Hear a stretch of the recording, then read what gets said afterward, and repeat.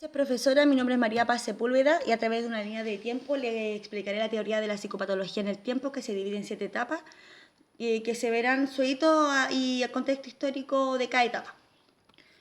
La primera etapa es la cultura primitiva, donde se da en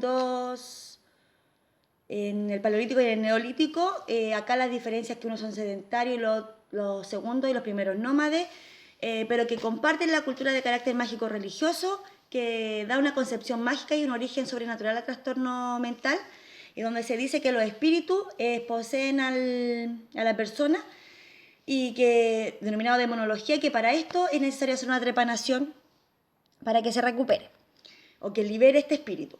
La segunda etapa es las sociedades preclásicas, donde los principales hitos y hallazgos son la perspectiva demoníaca, el tratamiento y el diagnóstico a cargo del sacerdote, que controla la locura por medio de exorcismos, conversaciones, ritos, y se estigmatiza socialmente al enfermo, porque se le culpabiliza a él y a su familia de este trastorno.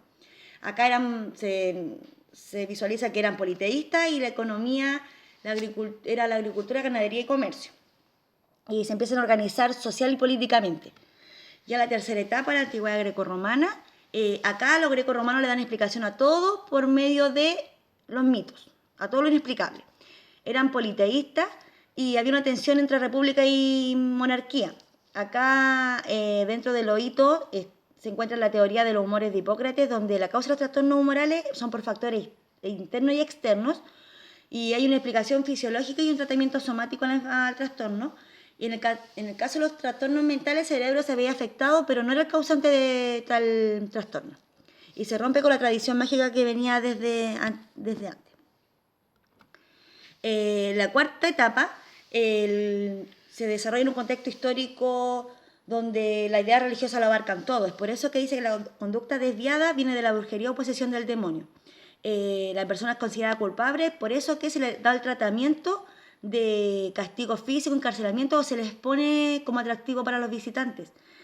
Como se le da una idea de religiosa, se decía que se ajusticiaba para recuperar el pacto que se había perdido con Dios. Acá se sustituye el modelo esclavista por el de feudal y hay una relación entre fe y razón. La quinta etapa, el Renacimiento y la Ilustración. Dentro de los hitos y hallazgos se vuelve a las causas naturales e inicio de la reclusión. Juan Luis Vives cuestiona el origen sobrenatural y plantea el encierro con fin terapéutico. También se ataca la concepción demoníaca y se empieza a observar y a describir clínicamente los trastornos mentales. Como había dicho, se plantea el encierro con fin terapéutico y empiezan a haber mucho ingreso a los hospitales psiquiátricos y manicomios que empezaron a crearse, pero sin atención médica y con condiciones denigrantes para las personas. El contexto histórico se desarrolla donde el hombre es el centro de todas las cosas y se le da... se profundiza en el estudio del hombre y del medio que lo rodea, así como también se critica el modelo mercantilista. La sexta etapa, finales del siglo XVIII y mitad del siglo XIX, hay dos grandes hechos. La primera, reforma asistencial, que dice que como idea principal es considerar el hospital mental y hay que darle un tratamiento moral a la persona. Para esto se utilizaban principios como hablarle con habilidad, darle esperanza de su recuperación y compadecerse del enfermo.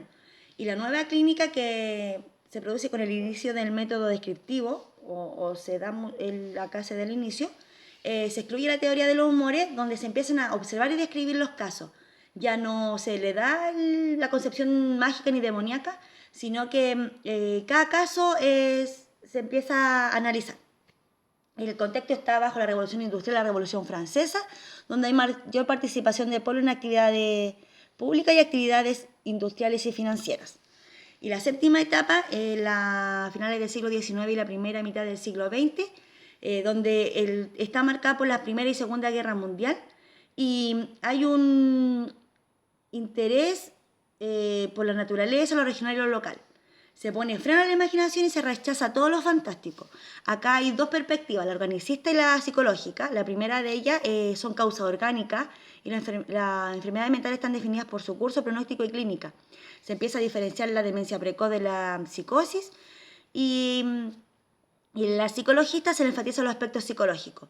de los cuadros psicóticos a los neuróticos y se reforma contra el internamiento indiscriminado en hospitales psiquiátricos, así como también se le da más importancia a la historia del enfermo que a la enfermedad. Esa es toda la presentación. Gracias por escucharme y muy buenas noches.